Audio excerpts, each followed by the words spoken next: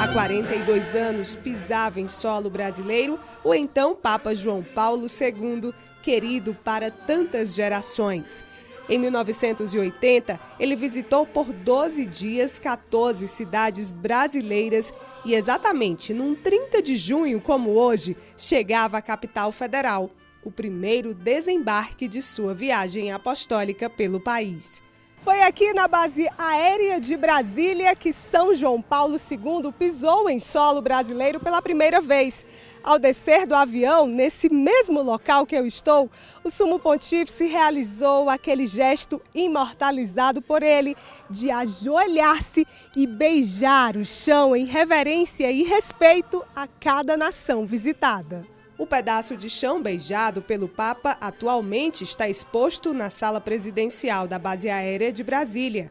A visita de João Paulo II à capital federal foi marcada pela comoção do povo e a emoção da acolhida de alguém tão especial para o coração do povo brasileiro. Por onde passava, encontrava olhares atentos e ouvidos sensíveis à voz do sucessor de Pedro nesta terra de Santa Cruz. Sua voz fez ecoar a beleza da igreja em unidade e fortaleceu a fé do rebanho católico. Neste Além da Notícia de hoje, você vai conferir muitas histórias e o legado deixado por São João Paulo II a partir de seu pontificado. E abençoa este povo que te ama. E como eu estou feliz de estar chegando na sua casa nesta hora. Aí noite agora, não é? Mas aqui de dia, a gente especialmente direto de Curitiba, capital do Paraná, no Bosque do Papa. Que lugar maravilhoso esse, que lugar estupendo.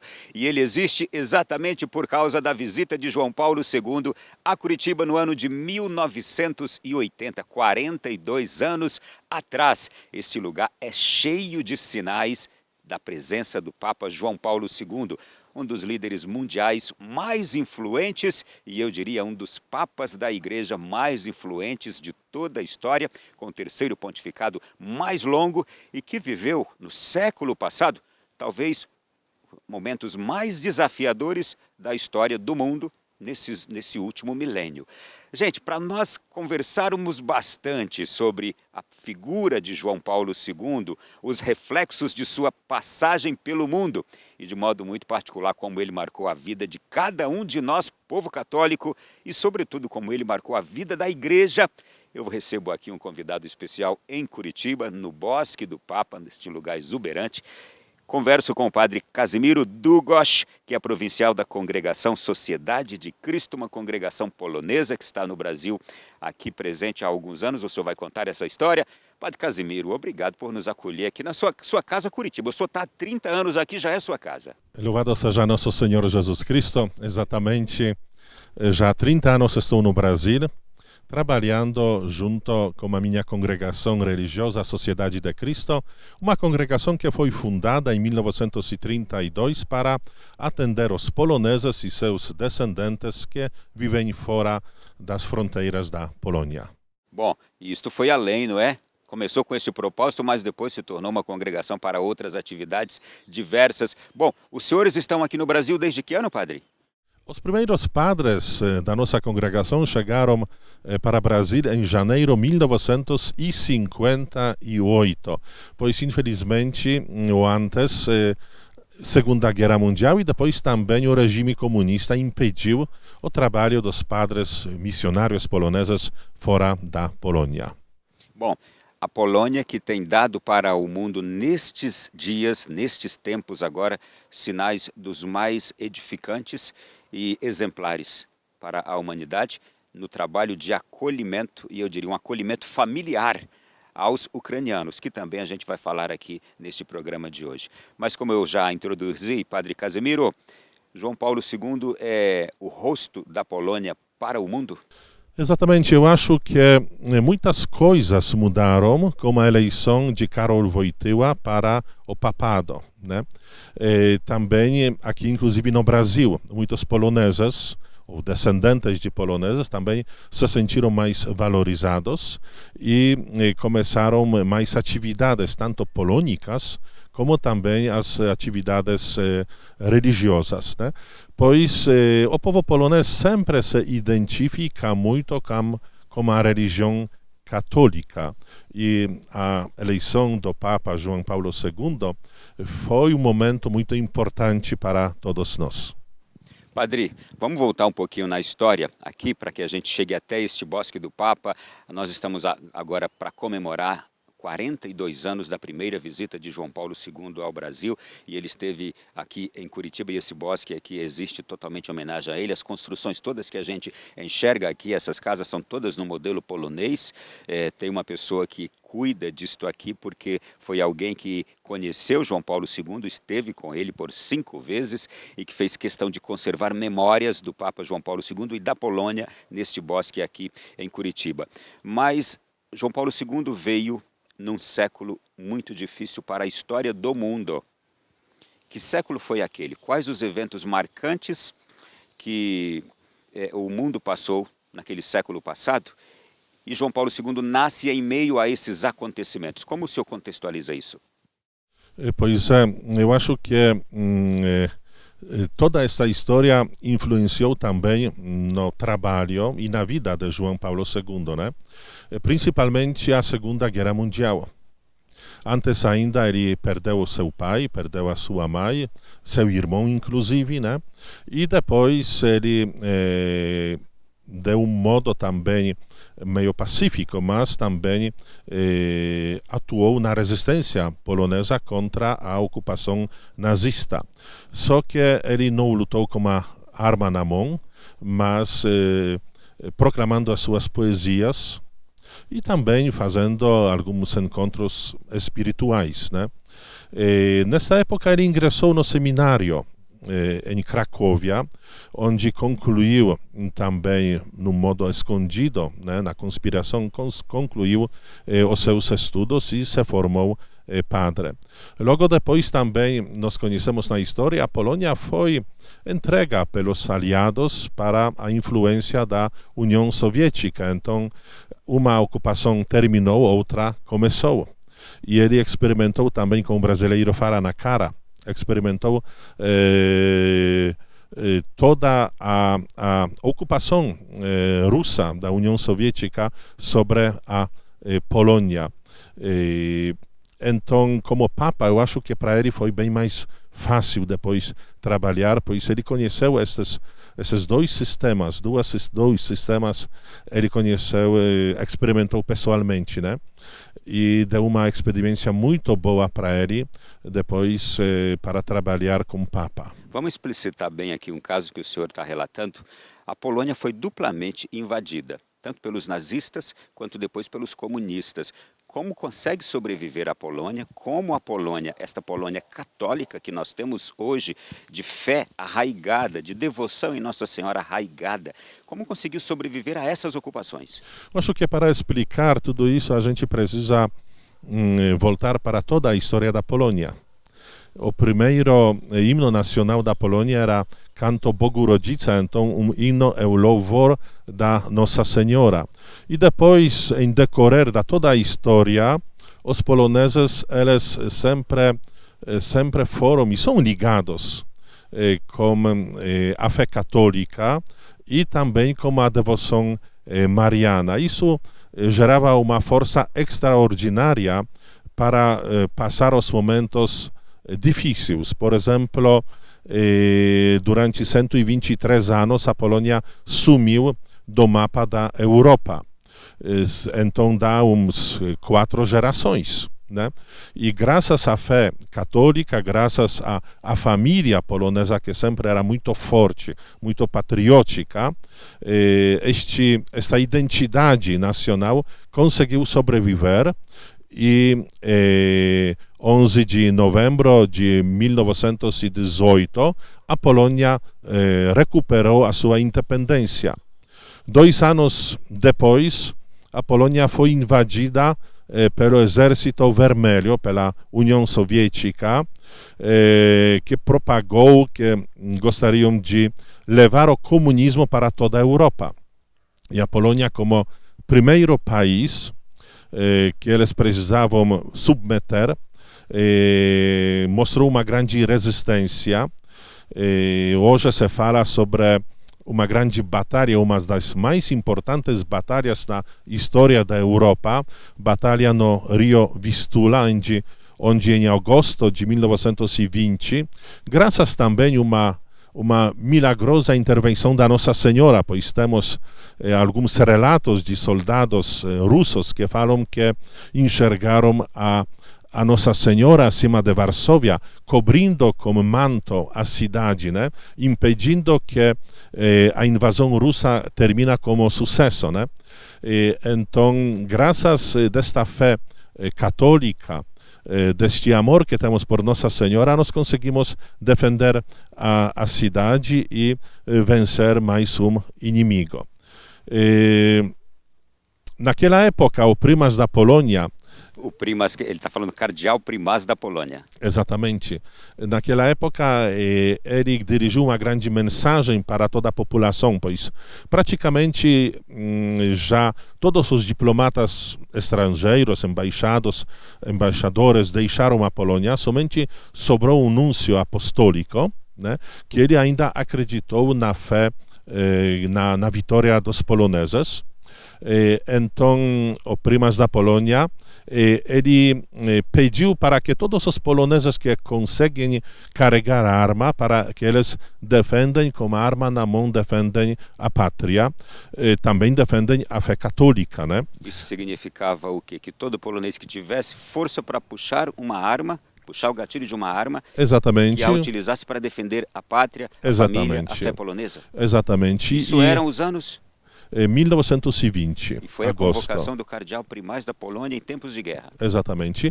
E as crianças, mulheres, as pessoas idosas, o primas convocou eles para se ajoelhar e rezar terço. Isto é, os que não tivessem força para empunhar uma arma, que se ajoelhassem para rezar o terço. Exatamente, e por isso eu acho que também aconteceu esta grande vitória, que os poloneses conseguiram se defender, mesmo que o mundo já perdeu a esperança e praticamente se falava que o comunismo vai tomar conta de toda a Europa. Essa foi uma ameaça sempre constante que aconteceu ali entre os povos europeus, a ameaça do comunismo para as nações que não o aceitaram.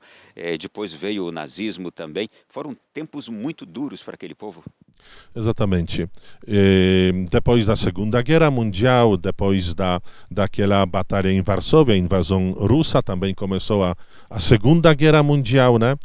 1º de setembro de 1939, Polônia foi invadida pela Alemanha nazista. 2 semanas depois, pela União Soviética. Então nós temos no sangue esta experiência, nós sabemos muito bem o sistema, como ele funciona, e eu acho que dificilmente os poloneses se conseguem levar pelo um papo muito bonito sobre esses sistemas. E hoje a gente percebe uma Polônia em meio a esse conflito, de um amor forte, de uma atitude de solidariedade forte, de raízes muito bem estabelecidas, e a gente vai falar sobre isso, como a Polônia está conseguindo, e o senhor vai até poder nos contar, antes mesmo desse conflito, a Polônia já recebia 2 milhões de ucranianos legais e ilegais trabalhando no país, e agora recebendo cerca de mais 4 milhões, com suas crianças, com tudo. Esta é a nação à qual pertence, a nação que gerou João Paulo II, e vamos chegar nisto dentro de instantes aqui no nosso programa de hoje. Este primeiro bloco é curtinho, padre, porque a gente precisa fazer um intervalo, mas a gente volta daqui a pouquinho na sequência do nosso Além da Notícia de hoje, que é muito especial. Estamos em Curitiba, no bosque dedicado ao Papa João Paulo II, que está para completar agora 42 anos de sua primeira visita ao Brasil, e uma das cidades foi esta, capital do estado do Paraná. A gente vai para o intervalo e volta já já.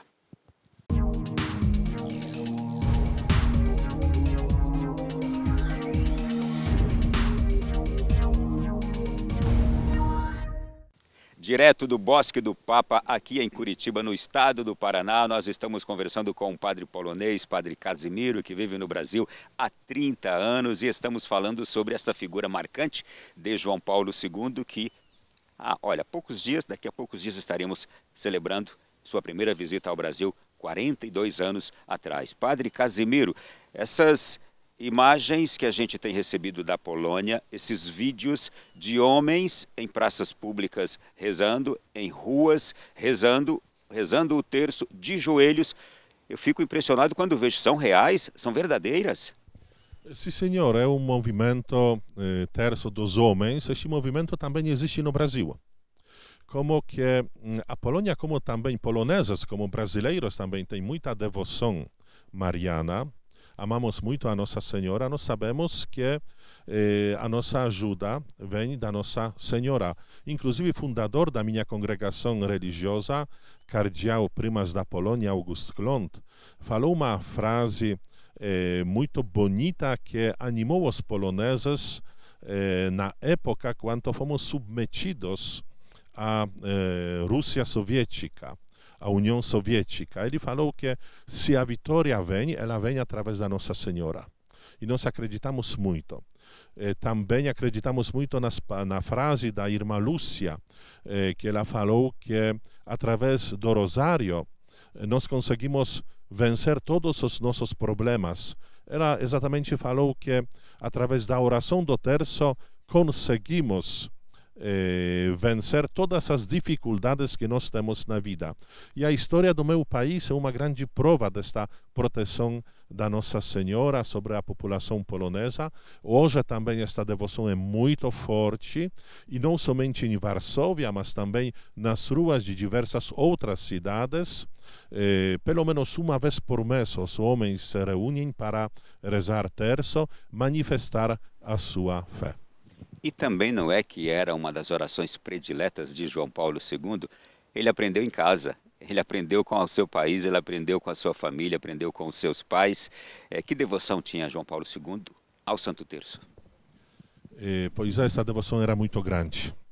E ele experimentou na sua vida o poder desta oração e do amor como a Nossa Senhora. Depois, como Papa, ele transmitiu para toda a população.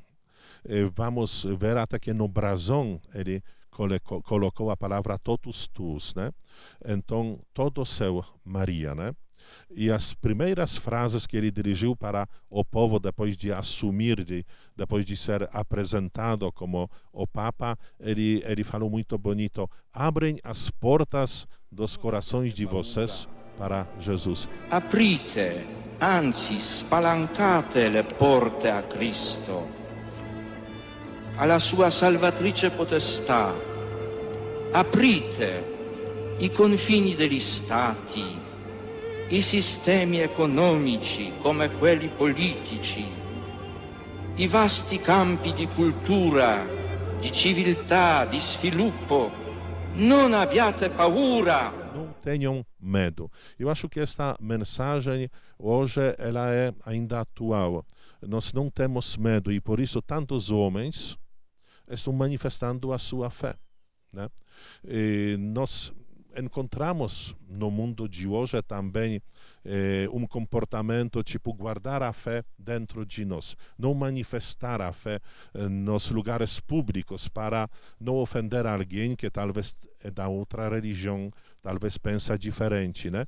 Mas nós católicos somos testemunhas de Jesus Cristo, somos convidados para ser apóstolos de Jesus, e nós devemos viver com a nossa fé no nosso dia a dia. Então, essas grandes orações que acontecem nas ruas de Varsóvia e de outras cidades também expressam tudo o que nós temos no nosso coração. Clandestinidade, essa palavra, eu diria também subversividade. A Polônia, o povo polonês, o povo de fé polonês, precisou conviver com esses termos clandestinidade, porque para defender a sua fé, seus valores, sua família, precisou viver de forma clandestina, às escondidas, praticar a sua fé.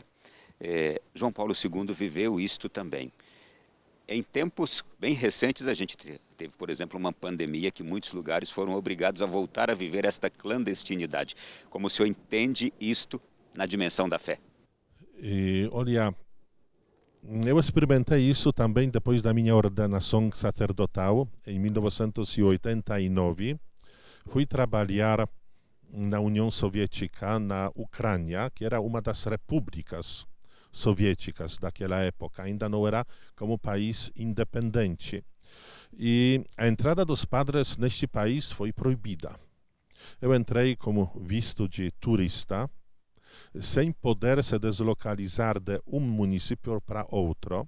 Encontrei as religiosas que nem os próprios pais sabiam que as filhas delas são religiosas, fazem parte de uma congregação religiosa católica. Uma delas me, na época, contou até que os pais dela estão cobrando porque ela ainda não casou. E ela era religiosa, eu me escondia. Nem os pais sabiam que elas eram religiosas, porque não se podia tornar público, não é? Exatamente. Assim como João Paulo II foi ordenado às escondidas.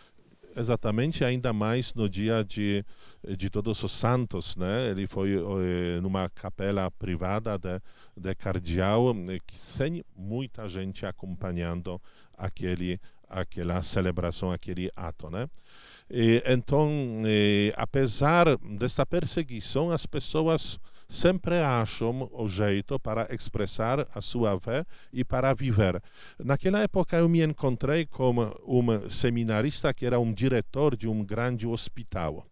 Ele me contou como foi gerada, como ele descobriu a sua vocação como padre, vocação sacerdotal. E devagarzinho ele conseguiu perceber que este não é lugar dele, que ele deve ser padre, que ele deve ingressar no seminário. Naquela época, em todo o território da União Soviética, existiam 2 seminários. E ele sabia que uma das enfermeiras era meio religiosa. Então, ela meio devota, ela rezava, e chegou a conversar com ela, e ela explicou para ele onde ficam esses seminários. Ele foi para lá, pedindo para que eles deixem estudar neste seminário, e foi impedido. Sem uma opinião, sem saber quem ele é, não foi admitido àquele seminário. Então voltou e contou para ela, enfermeira. A enfermeira deu uma carta para ele, se revelou como uma religiosa, né? Na conspiração, eles ucranianos usam uma palavra podpolne. E com esta carta ele voltou para o seminário e foi admitido.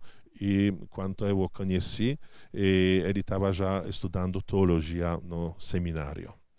Então, apesar das forças extremas, seja alguma perseguição da religião, seja também alguma condição que não é favorável para a viver com a religião, com a fé, a gente já deve sempre se agarrar ao Jesus e ainda mais professar e proclamar e viver no seu dia a dia como os princípios da nossa religião. O senhor contou uma experiência pessoal. O senhor foi ordenado sacerdote em 1989, ano da queda do Muro de Berlim, aquela transformação das repúblicas da Grande União Soviética que se dissolve.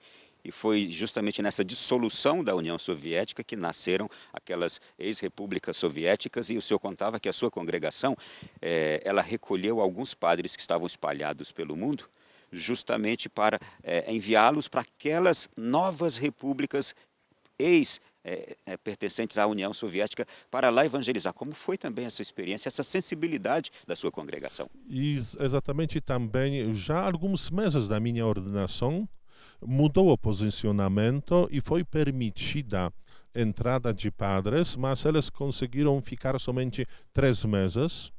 depois deveriam voltar para a Polônia, entrar em contato com a embaixada e pedir o visto. Vamos explicar isso. Então, os padres de sua congregação iam para essas ex-repúblicas soviéticas, só podiam ficar 3 meses, tinham que sair, ir até a embaixada na Polônia, pegar um novo visto para ficar mais 3 meses e assim se repetiu o processo sempre. Sim, assim também aconteceu não somente com padres... Ainda eram reflexos do comunismo. Isso, não somente com padres que trabalhavam na Ucrânia, mas também os padres que foram trabalhar no Cazaquistão, na Rússia Branca e também diversas outras repúblicas da antiga União Soviética. O quanto... Quer concluir? Pode concluir. Gostaria ainda de acrescentar que naquela época a nossa congregação ela juntou toda a força para mandar os padres para estes países e por isso inclusive também o nosso superior geral ele pediu aos padres do Brasil, se alguém quiser desistir do Brasil e trabalhar naqueles países da antiga União Soviética, também ele permitiu que isso aconteça. E, infelizmente, ou felizmente, nossa província também perdeu alguns padres que saíram do Brasil e foram para a Ucrânia ou depois também para outros países da União Europeia ou do mundo. O quanto naquela época o senhor já tinha consciência da influência de João Paulo II para aquela mudança geopolítica ali e que era uma mudança determinante. O jeito de João Paulo II formado sob a influência da União Soviética, né? Era um jeito espetacular. O que destacou esta figura de João Paulo II também o trabalho com jovens e com famílias. E eu lembro, naquela época, ainda antes de ingressar à congregação religiosa, eu era membro de um movimento muito famoso, muito numeroso naquela época na Polônia, o movimento de Luz e a Vida, Światło Życie. E esse movimento era muito apoiado pelo Papa João Paulo II. Ele participou diversas vezes nos nossos encontros. Eu acho que aquela experiência dele de trabalhar com jovens, com as famílias, e também a experiência de ser um professor na Universidade Católica de Lublin, também ajudou muito no papado dele. Gente, nós estamos conversando com o padre Kazimiro Długosz, que é polonês, vive aqui no Brasil há 30 anos e está nos lembrando um pouco da história e a história da qual fez parte João Paulo II, que é o grande objetivo aqui na reflexão deste nosso programa, 42 anos depois de sua primeira passagem pelo Brasil e por essa cidade de Curitiba, onde estamos aqui agora no Bosque do Papa. Nós vamos a um intervalo bem breve e aí já voltamos na sequência da conversa e vamos...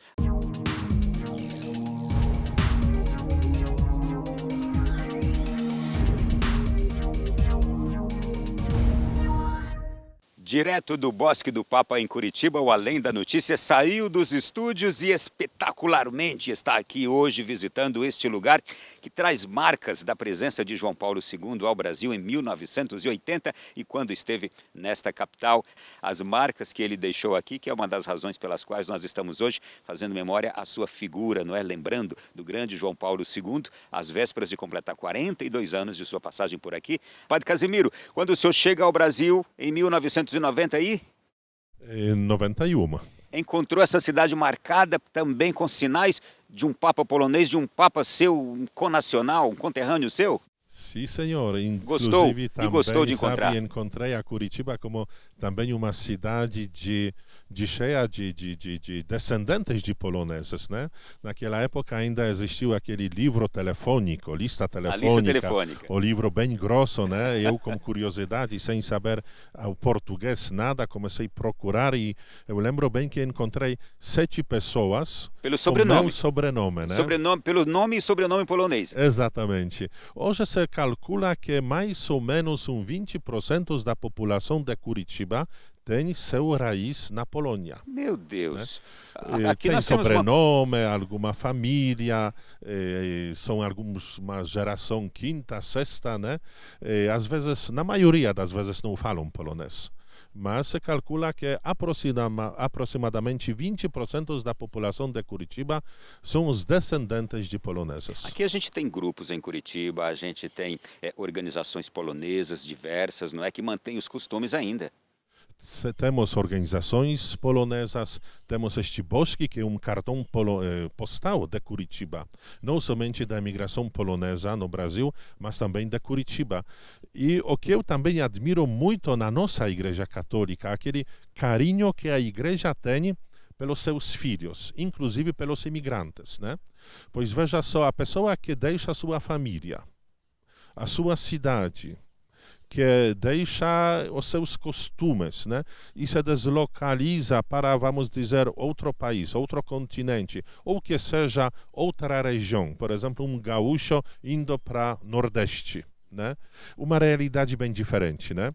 Ele é muito sensível. Uma pessoa, ela pode se perder na vida. E nós que trabalhamos, a nossa congregação que trabalha com imigrantes poloneses, sabe muito bem que vários poloneses que saíram da Polônia, procurando a melhor condição da vida em diversos países do mundo, se perderam também, entraram na dependência de drogas, entraram no alcoolismo, né? Pois viver num ambiente diferente do que você acostumou não é fácil, né? E veja só, e o carinho da igreja que tem como seus fiéis, né? A igreja fundou uma congregação como nossa, também fundou diversas outras congregações que por exemplo, trabalham com imigrantes italianos e imigrantes alemãos.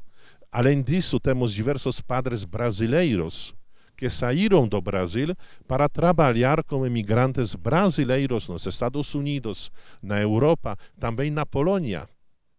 Temos uma missa regular em Cracóvia, em português, para a comunidade brasileira, me parece, uma vez por semana, uma vez por mês. E aqui em Curitiba tem alguma missa em língua polonesa para os descendentes? Aqui em Curitiba não se preservou muito a língua polonesa.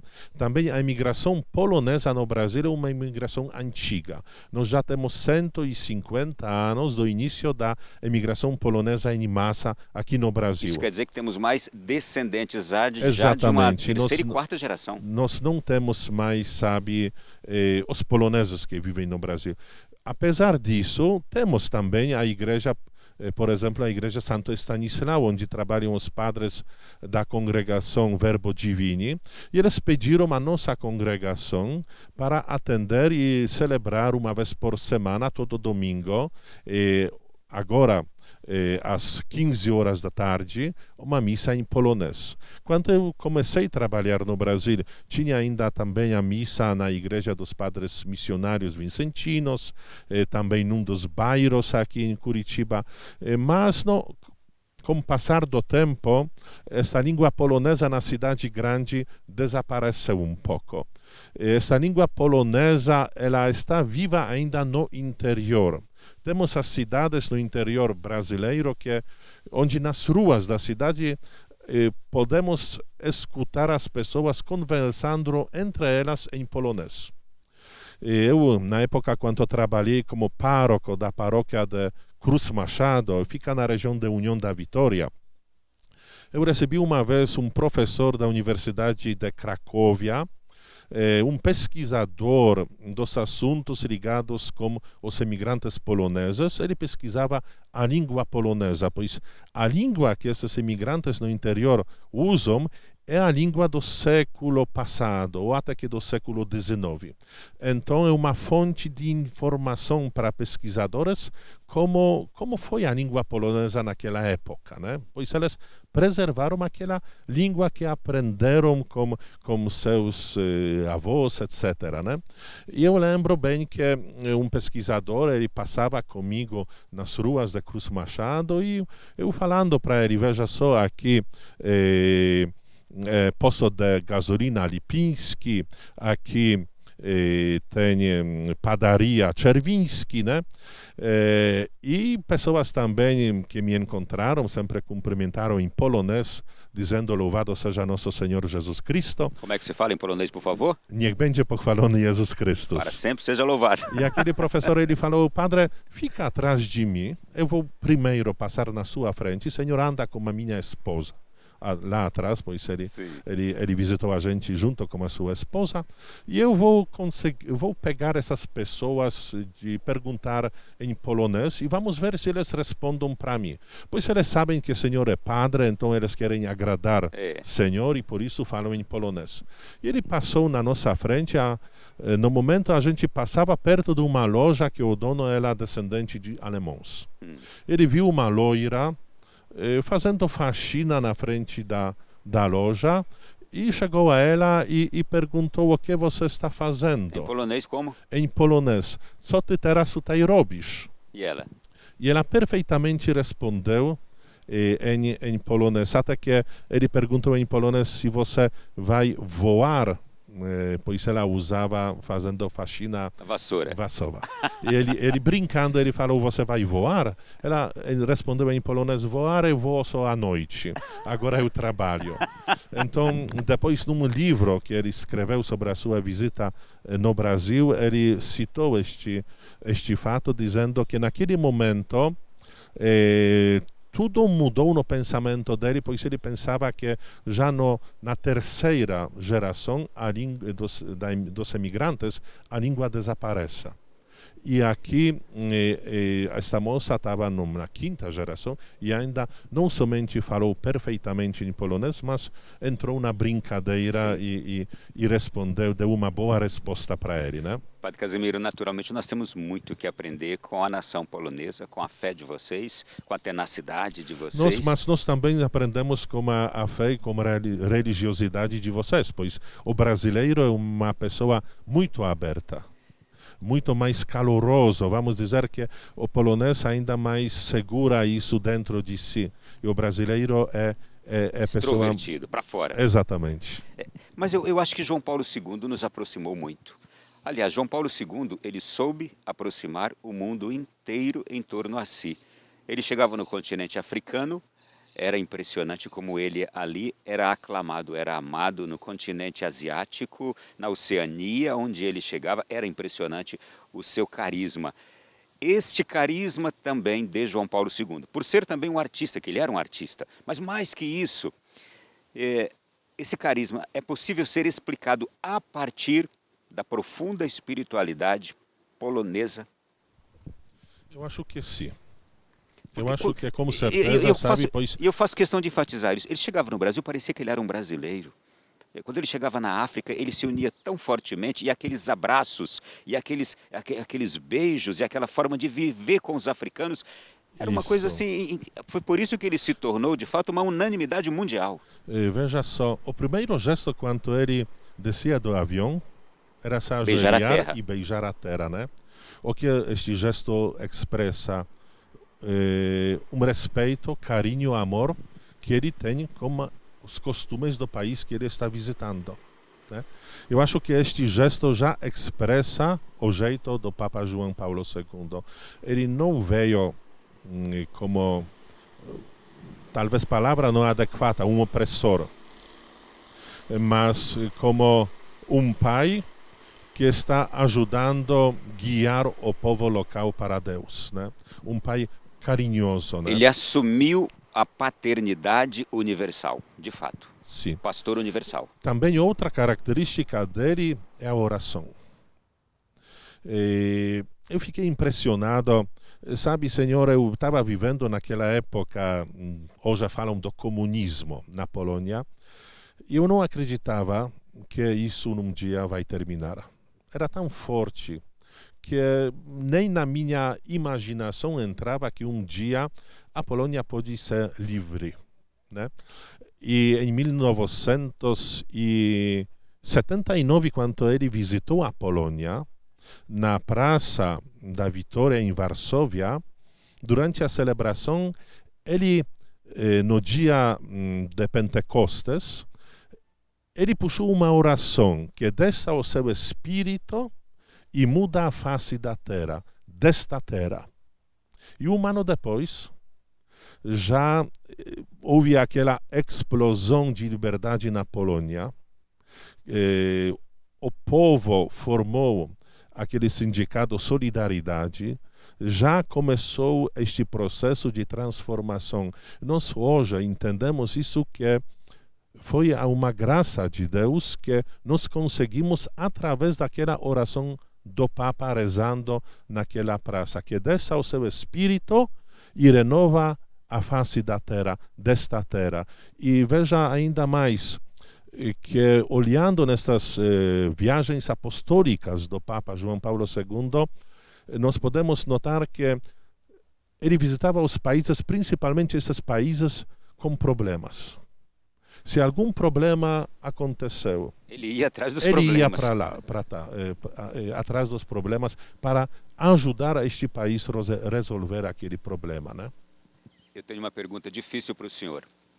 João Paulo II foi uma expressão para o mundo, uma revelação do que era o povo polonês, ou João Paulo II também contribuiu para uma transformação do povo polonês a partir da sua existência como Papa? Eu acho que foi a influência, as duas coisas, né? De um lado, nós não podemos falar sobre João Paulo II sem aquela característica polonesa, como também nós não podemos falar sobre a Polônia sem dizer sobre a influência do Papa João Paulo II.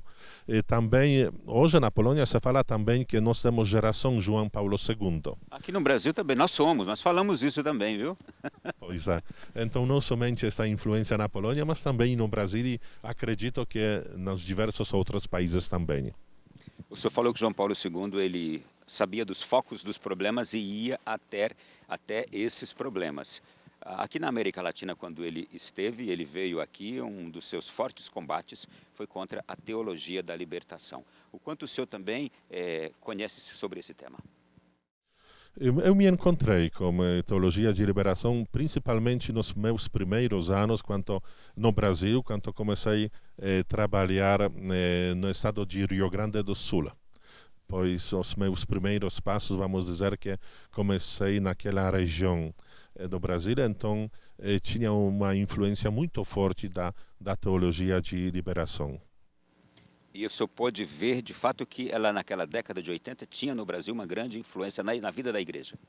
Exatamente, e por isso eu acho que o Papa, a primeira visita apostólica, ele fez para a América do Sul, né? E depois também tantas vezes visitou diversos países, né? Tirando o que é positivo dessa teologia, mas também alertando, ele teve coragem de alertar o povo sobre os perigos que a teologia está trazendo, né? É certo que isso não é muito popular, dizer que você está num caminho errado, que você precisa se controlar, deve voltar aos raízes, ao Evangelho, né? Isso não é muito popular.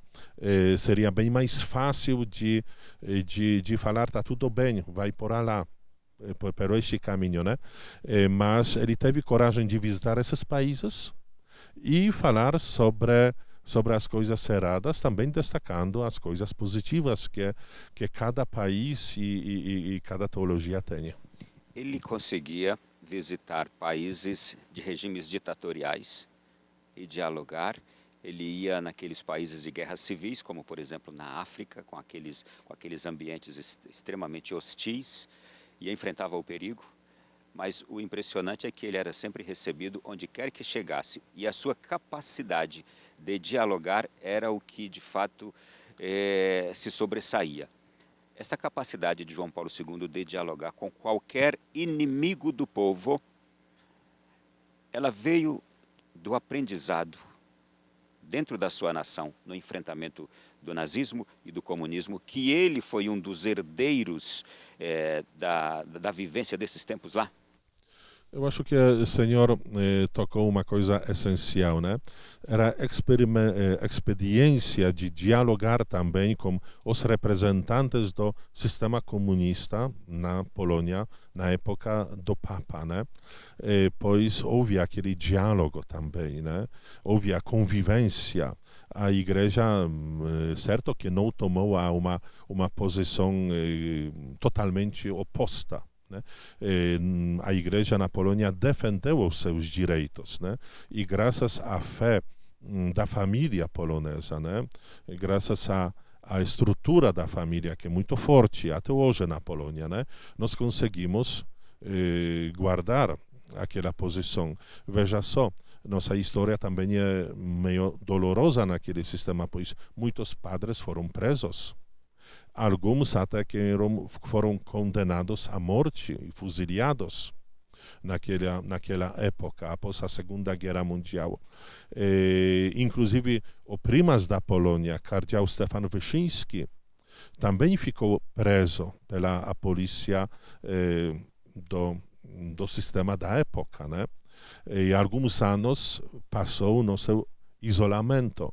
Mas também nesta época saiu uma coisa mais linda que podia sair. Então, o primas da Polônia, Stefan Kardynał Wyszyński, ele, através da sua reflexão no isolamento, através da sua oração, ele elaborou um ato de consagração da Polônia, né?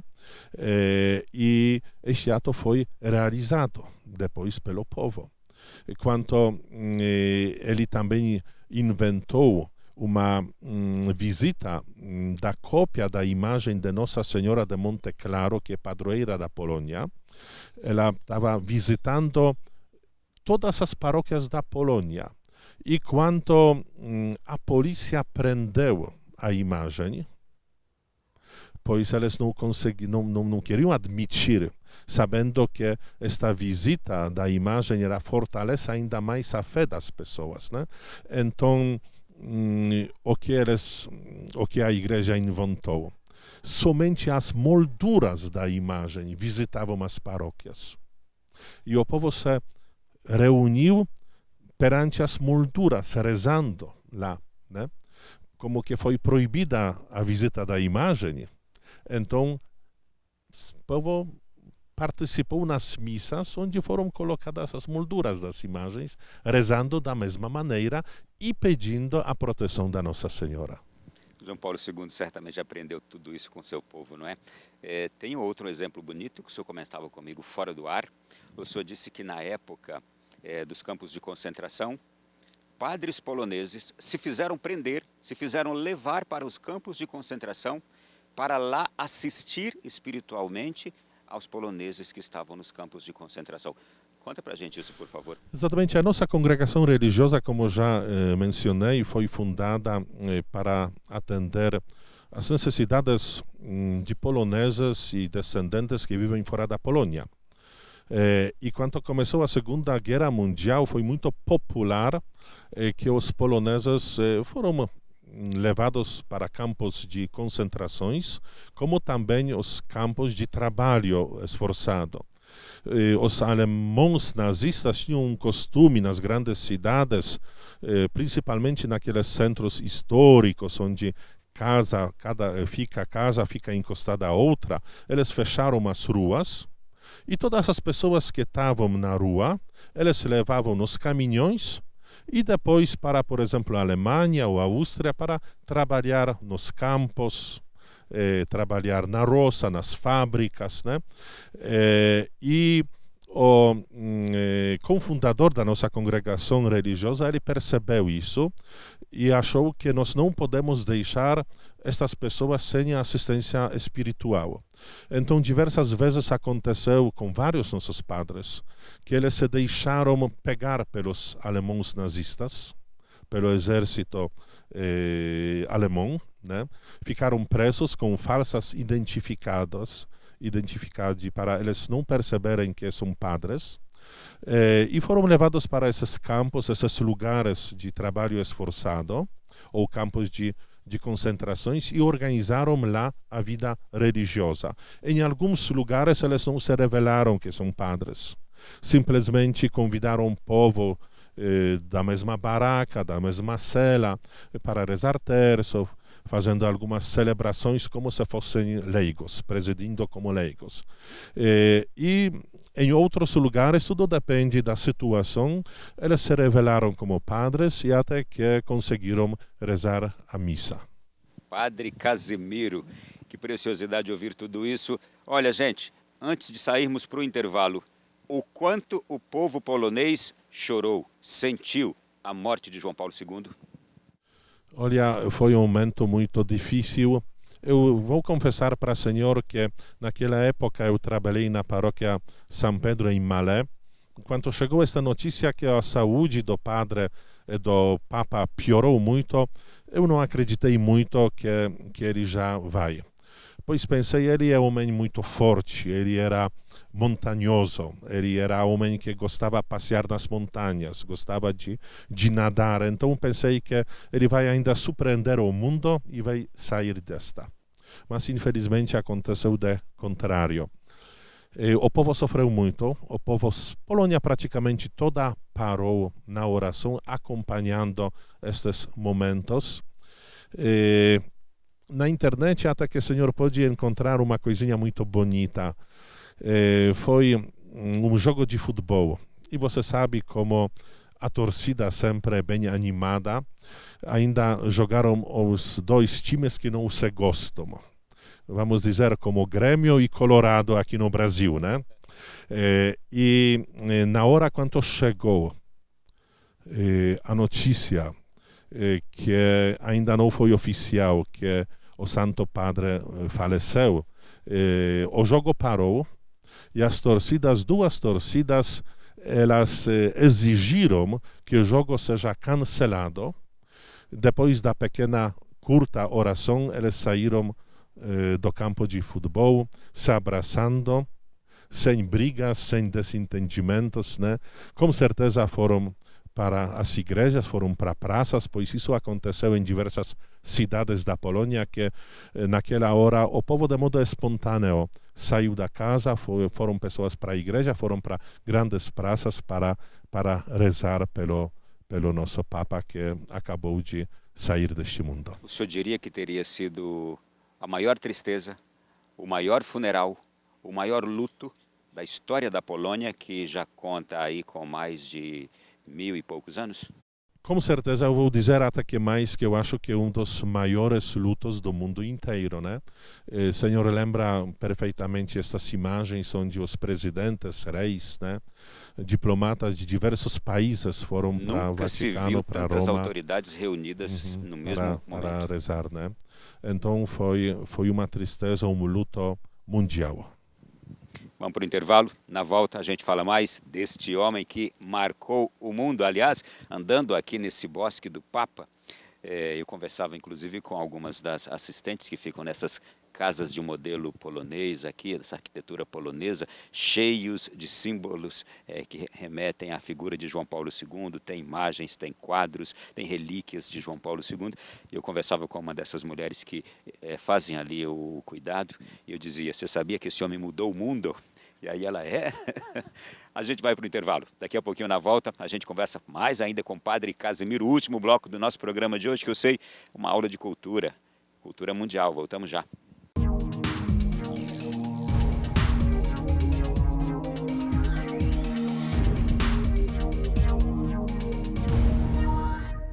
Aqui no nosso Além da Notícia de hoje, um convidado agradabilíssimo. Estou conversando com o provincial da Congregação Sociedade de Cristo, congregação polonesa, Padre Casimiro Długosz. Eu tive que fazer uma aula de 2 horas para pronunciar o sobrenome dele, mas é tão fácil, Długosz. Estou errando não, né, Padre? Parabéns, viu? Parabéns, pois não, geralmente esses nossos sobrenomes são meio difíceis para pronunciar e apesar de trabalhar quase 30 anos no Brasil, ou mais que 30, um pouquinho, né? Eu vou dizer para o senhor que para mim, pessoalmente, fica mais fácil pronunciar os sobrenomes brasileiros do que os sobrenomes poloneses aqui no Brasil, por causa que quando esses imigrantes chegaram para o Brasil, né, os oficiais nos portos que anotavam o nome, eles escreveram como um jeito esses sobrenomes poloneses que, para mim, que sou polonês, hoje é muito difícil ler. Às vezes acontece que uma família, né, e tem 2 ou 3 irmãos, cada um com o sobrenome um pouquinho diferente. Pois o oficial, na época, sabe, ele escreveu como um jeito diferente. Né? A dificuldade para nós é que os nomes de vocês têm muitas consoantes juntas, então a gente não sabe como é que pronuncia, que som tem cada consoante daquela.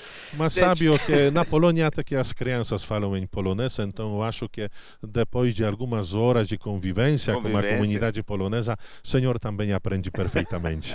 Estamos no Bosque do Papa, aqui em Curitiba, conversando com o padre sobre as marcas de João Paulo II, porque nesses próximos dias, 5 de julho, não é, produção? 5 de julho, nós estaremos celebrando 42 anos da visita de João Paulo II ao Brasil e passou por 14 cidades naquele ano, 1980. Uma delas foi esta aqui em Curitiba, que é uma das que guarda as maiores homenagens a João Paulo II daquela primeira visita ao Brasil. Esse Bosque do Papa e tantos outros símbolos aqui na cidade de Curitiba que marcam, por exemplo, esta cidade e que marcam aquela data da visita de João Paulo II.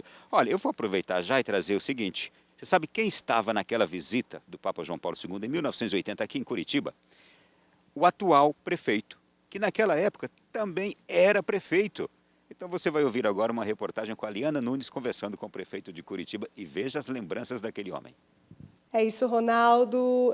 Vamos falar um pouco mais sobre a visita do Papa João Paulo II a Curitiba. Ao meu lado, o prefeito Rafael Greca, que estava à frente da coordenação desse momento tão especial para a cidade, que foi a vinda de João Paulo II em 1980. Prefeito, primeiramente, muito obrigada por receber a TV Canção Nova aqui no seu gabinete e a gente também tem a oportunidade de falar com o senhor sobre esse assunto. É uma alegria falar com a Canção Nova e com o Brasil inteiro através da Canção Nova, e também é uma alegria nós nos lembrarmos desse Papa que foi grande e que foi nosso, o único Papa que visitou Curitiba. Nós preparamos a visita do Papa já desde o começo de 1980, quando os padres poloneses que viviam em Curitiba começaram a nos avisar que o Papa viria ao Brasil. O padre Benedict Grimkowski, que tinha sido contemporâneo do Papa no seminário de Cracóvia, trabalhou junto com o secretário do Papa, que era o arcebispo, hoje cardeal da Polônia, o cardeal Stacho, para ser um embaixador da ideia de uma visita do Papa a Curitiba. Os cardeais brasileiros não queriam, achavam Curitiba insignificante diante das grandes metrópoles que deveriam receber o Papa. Mas, para surpresa deles, quando se deu a primeira audiência da CNBB com o Papa São João Paulo II, ele colocou a mão no mapa do Brasil e disse: onde fica Curitiba? O Papa quer ir a Curitiba, porque em Curitiba estão os poloneses e em Curitiba está o meu coração. E daí, contrariado o cardeal de São Paulo, Dom Paulo Evaristo Ars, e os outros cardeais do Brasil, o Papa veio a Curitiba entre os dias 5 e 6 do mês de julho de 1980.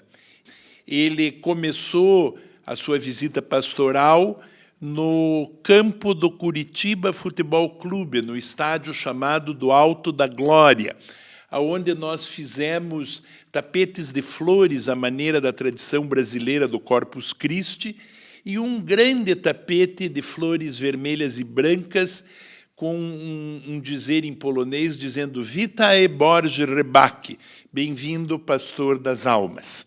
E o Papa ficou entusiasmadíssimo porque, ao lado do seu trono e da cruz, que estava paramentada com um sudário branco e vermelho, representando o sofrimento da Polônia, nós colocamos uma casinha polonesa, uma casa de troncos, um empilhado sobre os outros, casa de pinho, ou de madeira de araucária, de madeira de pinheiro, casa mais que centenária, da família de Silvestre e Genoveva Pianoski.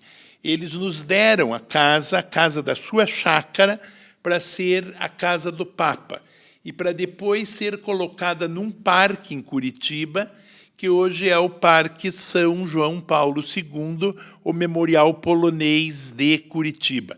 Nós fizemos o deposê da casa, nós desmontamos lá na colônia, trouxemos para o meio do campo de futebol e depois desmontamos de novo e montamos no Bosque São João Paulo II.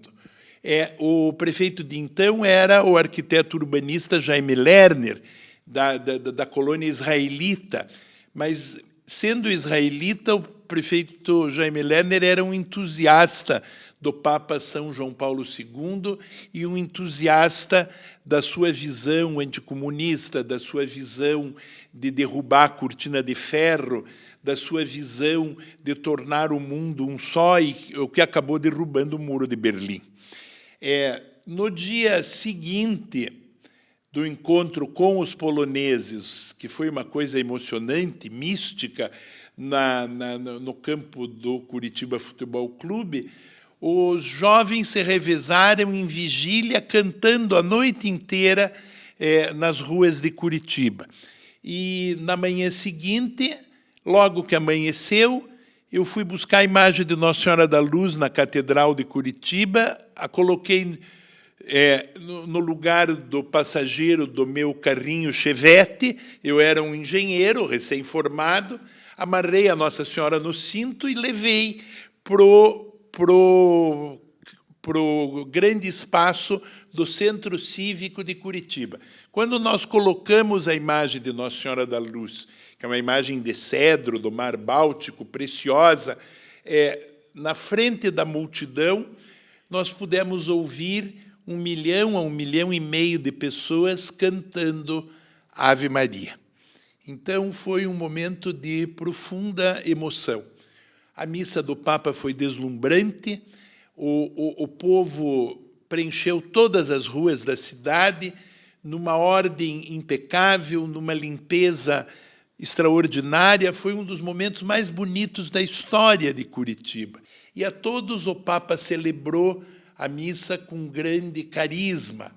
Teve um momento em que ele mostrou para as pessoas que a mesa onde estava celebrando era a do primeiro altar de Curitiba, da primeira matriz de Curitiba, que nós conservamos no Memorial de Curitiba, no primeiro andar.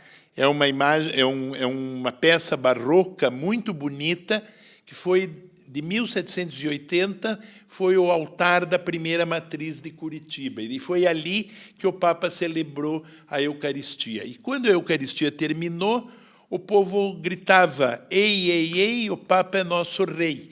E todos pediam que o Papa ficasse em Curitiba.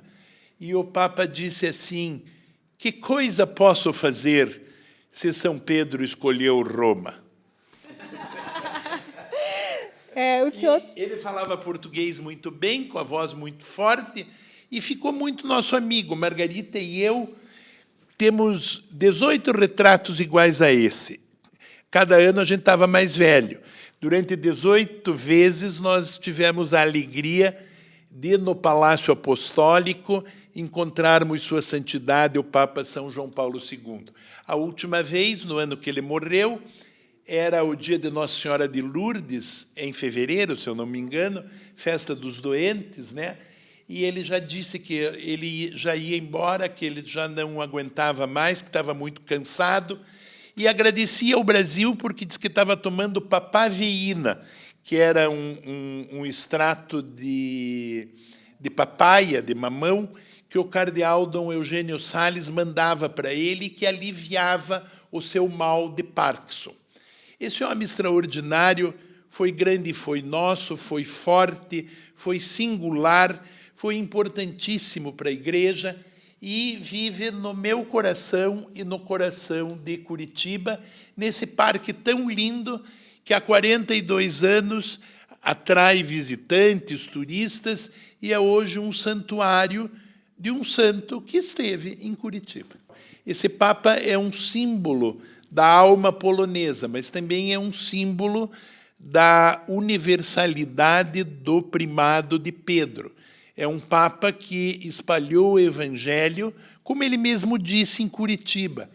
Eu me sinto muito bem de proclamar o Evangelho no meio do povo de Curitiba, que me lembra a multidão dos que ouviam os apóstolos pregarem no primeiro dia de Pentecostes. Eu me sinto em Curitiba como se estivesse no primeiro dia de Pentecostes, pela variedade das gentes que aqui me ouve proclamar o Evangelho. Que tipo de autoridade foi João Paulo II para o mundo? Ele foi um pai espiritual da humanidade, como também é o nosso Papa Francisco, que exerce com muita energia e com muita força o seu papel de pastor, inclusive chamando a atenção dos poderosos do mundo sobre as iniquidades que hoje ensanguentam a terra.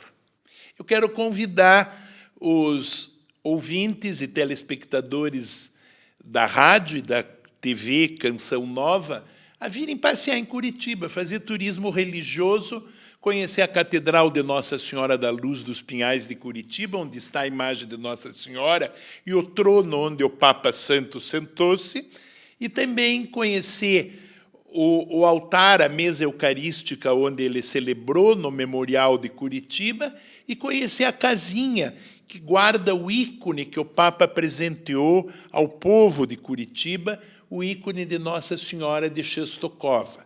Há um outro ícone de Jesus Misericordioso que foi dado aos padres do Santuário da Divina Misericórdia em Curitiba e que está no altar da Divina Misericórdia em Curitiba, que também foi um presente do Papa. E presente de Papa a gente nunca esquece. E ainda mais de que Papa? Maravilha! Muito obrigada, prefeito, pela sua participação com a gente. Bem-vindos a Curitiba. Ok, Ronaldo, volto com você. Voltamos. Quantas histórias! Realmente são as marcas que João Paulo II vai deixando. E eu aproveito aqui com o padre Casimiro. Conhecer o povo polonês faz a gente entender bastante João Paulo II. O senhor aqui no Brasil, eu soube que o senhor gosta de reunir todos os padres poloneses do Brasil, sejam de qual congregação for, diocesanos ou não, para pelo menos um encontro, quando possível, uma vez ao ano. Como é que é isso aí? Que iniciativa é esta? E o porquê dessa iniciativa? Faz um pouco parte do carisma da nossa congregação, né? Pois como que nós trabalhamos com poloneses ou descendentes fora da Polônia, os padres, as religiosas polonesas, né? Também são sob o nosso cuidado. Então, como provincial, eu estou organizando esses encontros, geralmente na época de Natal. Nós temos as tradições natalinas muito fortes na Polônia. Uma riqueza muito grande dessas tradições, né? Eu acho que até que dá para fazer um outro programa sobre as tradições natalinas polonesas. Mas nesta época eu sempre organizo os encontros de missionários poloneses e polônicos. Então, estas pessoas que identificam-se com a nossa nação não são necessariamente, sabe, nascidos na Polônia, né? Mas de algum modo ou são descendentes, ou gostam, ou trabalham nas paróquias onde tem um grande número de descendentes de poloneses, e fazemos esses encontros repartindo o pão de Natal, um costume polonês muito forte, né? Um pão de Natal é um pão especialmente feito para este encontro na Polônia, um pouco parecido com a hóstia que se usa nas celebrações eucarísticas. Então nós fazemos um encontro que começa bem cedo, durante o dia, mais ou menos às 9 horas. Cada dos participantes passa a sua experiência, o que aconteceu importante na paróquia dele, como é trabalho na região dele, né? Depois repartimos as novidades sobre a Polônia, celebramos junto à Santa Missa. No último ano eu convidei Dom Celso, o bispo de São José dos Pinhais, né? Para participar junto conosco, como ele é amigo da nossa congregação religiosa, inclusive ele como candidato para seminário, ele se apresentou a dos nossos padres, que encaminhou ele para seminário aqui em Curitiba, né? Ele tem muito carinho como aquele nosso padre e como a nossa ordem religiosa e sempre participa nos nossos eventos. Então ele presidiu aquela missa, dirigiu uma palavra para nós. Depois a gente se encontrou para cantar as colendas. Colendas são cantos natalinos poloneses, que nós temos diversos esses cantos e também elas trazem uma grande riqueza teológica sobre o nascimento de Jesus Cristo. E depois também realizamos uma alimentação, um almoço, uma confraternização. Depois do almoço, alguns padres que trabalham mais longe, tinha padres até que da diocese de Guarapuava, alguns padres que trabalham perto de Cascavel. Então eles depois do almoço partiram, outros que trabalham aqui na região de Curitiba ficaram num momento mais de confraternização, de um papo livre com o bispo, entre nós também. Então foi um momento muito bom, que faz bem não somente para o corpo, mas principalmente para a nossa alma. É um sentido de família muito forte que vocês trazem. E esse sentido de família se expressou também em João Paulo II, na preocupação dele e no cuidado pastoral que ele tinha. E uma das formas mais concretas de manifestar esse cuidado foi quando ele criou os encontros mundiais das famílias. Não é? João Paulo II sabia que a família é o segredo para termos uma humanidade com saúde, para termos um mundo com mais saúde. Ele tinha essa compreensão. E vocês, poloneses, preservam muito isso, o sentido de família, de estar perto, de se encontrarem. Foi isto também que moveu João Paulo II, né? Esse forte sentido de família polonês. Fratelli e sorelle, quando vedo queste famiglie riunite qui a Roma, vedo nel mondo intero, in tutti i continenti, tutte le famiglie, cristiane sì, ma non solamente cristiane, tutte le famiglie umane.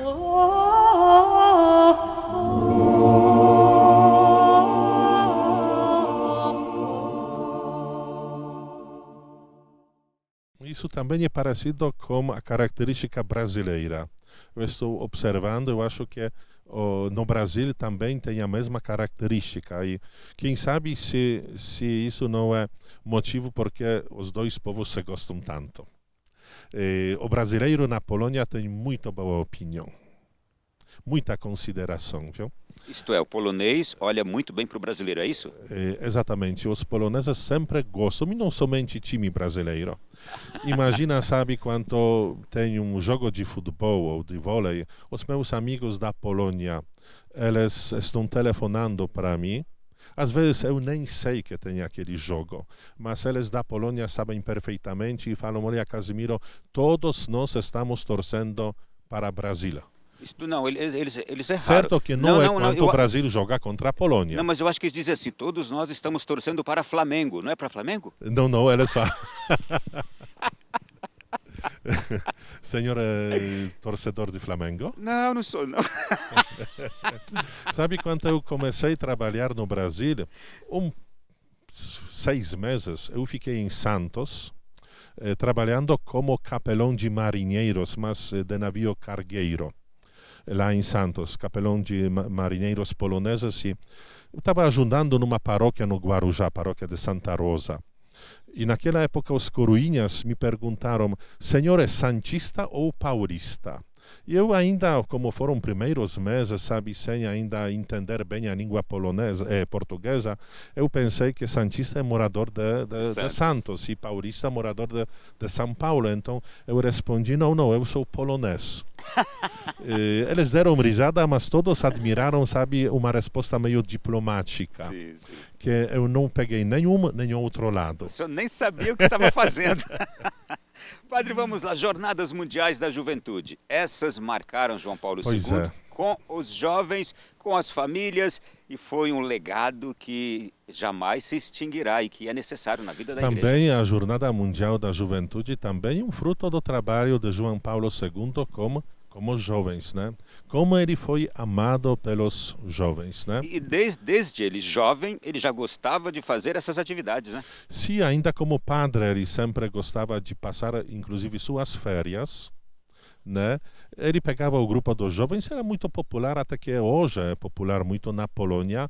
Os padres, da minha experiência, ainda antes do seminário, né? Também a gente não imaginava, por exemplo, um domingo passar sem ir na canônica, sem aquela convivência de amizade com padres. Foi um grupo de 10, 15 jovens coroinhas ou do movimento Luz e a Vida que nós invadimos a casa do nosso padre, né? Fazendo bagunça no quarto dele, roubando aqueles santinhos, né? Poucos anos atrás eu visitei aquele padre que era responsável naquela época pelo nosso grupo de jovens e eu perguntei, né?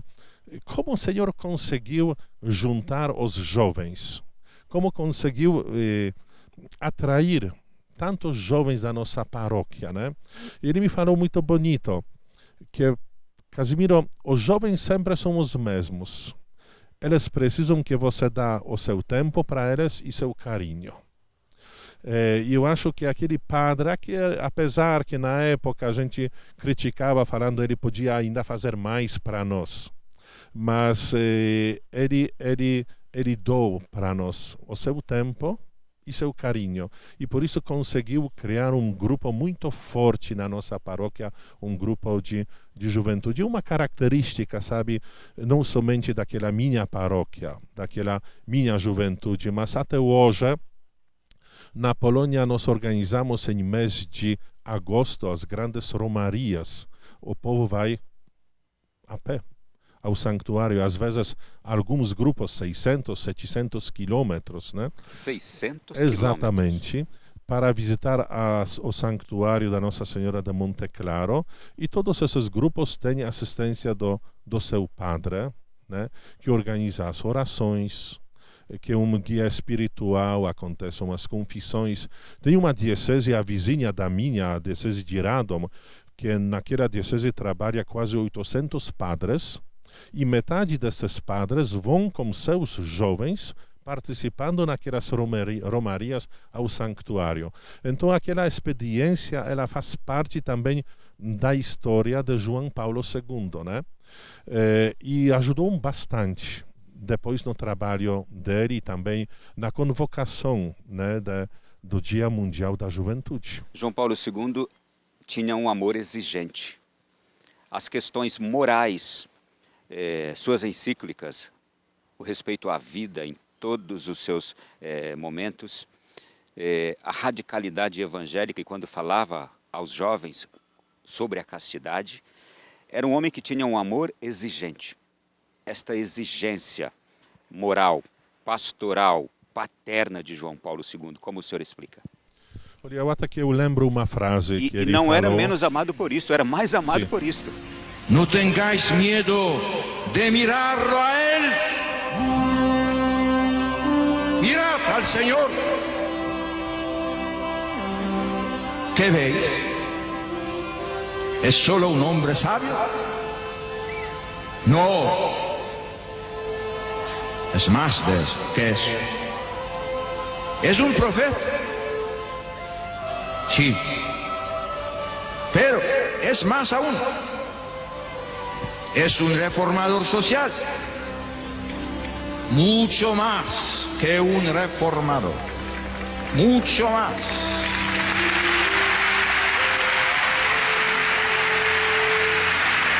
Mucho más. Eu lembro uma frase que ele dirigiu num encontro com jovens poloneses, depois quando ele já virou Papa. Ele falou que nós devemos exigir de nós, mesmo se outros não exigem. Mas nós devemos exigir uma postura, uma moral, sabe? Mesmo que o mundo não exige de nós. Que os professores, os papais, sabe, não exigem uma postura, mas nós devemos, sabe, seguir isso, né? Então, ele teve muita influência em toda a juventude, sem nenhuma dúvida. E como o Senhor falou, isso ainda mais puxava os jovens. Pouco tempo nós realizamos aqui na nossa congregação, na nossa província, o capítulo provincial. Participaram os delegados elegidos pelos padres, que fazem parte da província, como também alguns pelas funções, como por exemplo eu como provincial. E também veio visitar a gente o superior geral. Interessante quando nós discutimos sobre o trabalho com os jovens realizados nas nossas paróquias. Os padres falaram também sobre aquela exigência, que nós devemos seguir o princípio da nossa religião, da fé. Nós não devemos justificar alguns comportamentos, mas falar bem claro que a exigência da nossa religião, da nossa fé, é esta e esta, que devemos seguir os mandamentos, apesar que o mundo de hoje é muito light, que o mundo não exige. O mundo coloca um outro modelo de comportamento, um outro modelo da vida, né? Tem tantas ideologias que nos cercam, que muitos podem se perder. É muito mais fácil seguir aquelas ideologias do que seguir a exigência da nossa religião. Para concluir, última pergunta aqui no nosso programa de hoje. O amor de João Paulo II por Jesus e pela Igreja, a ponto de se arrastar até as últimas forças, entregando a Jesus a missão que ele lhe confiou. E este amor por Jesus? Eu acho que nunca vou esquecer aquela imagem da última via sacra do Papa João Paulo II. O Senhor com certeza lembra, ele já não conseguiu acompanhar, como de costume, a via sacra celebrada no Coliseu. Teve que sentar-se na sala. Ficou sentado na sala, abraçando a cruz. E uma coisa impressionante, sabe, naquele gesto, naquele rosto dele, saiu a toda a característica dele, todo o amor pela Igreja e por Jesus Cristo, né?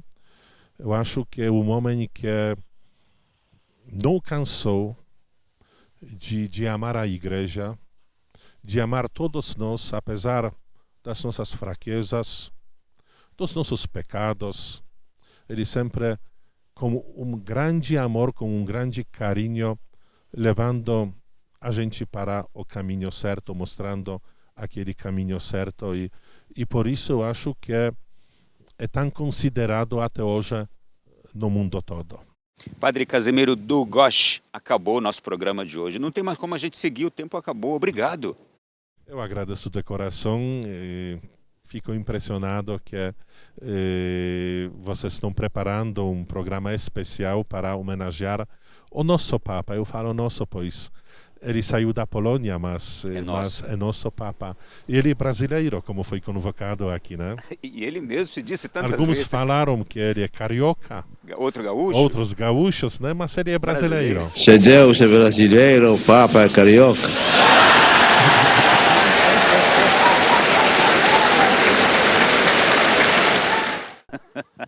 Obrigado, Padre Casimiro. Agradeço ao senhor, agradeço também a toda a organização aqui deste Bosque do Papa em Curitiba, Paraná, que nos cedeu esse espaço para este programa especial. E até uma próxima ocasião, se Deus quiser. Parabéns à nação polonesa. Obrigado, nação polonesa, por nos dar um João Paulo II. Tenho certeza que Deus é muito generoso para nos dar muitos outros presentes vindos dessa nação. Obrigado. Deixe-nos a bênção, por favor. Muito obrigado. Então, como já falamos tanto sobre a Polônia, to vou fazer em polonês. Pois não, por favor. Błogosławieństwo Boga Wszechmogącego, Ojca i Syna, i Ducha Świętego, niech stąpi na was wszystkich i pozostanie na zawsze. Amen. Amém. E Niech aí, będzie gente? pochwalony Jezus Chrystus. Louvado Para- seja nosso Senhor Jesus Cristo. Para sempre seja louvado. Eu tinha entendido. Obrigado a você que esteve conosco. Este programa já pode ser revisto a partir de agora no Canção Nova Play. Grande abraço a todos e até a próxima semana, se Deus quiser, aqui no nosso Além da Notícia. Ah, como foi bom esse tempo em Curitiba. Até breve, gente.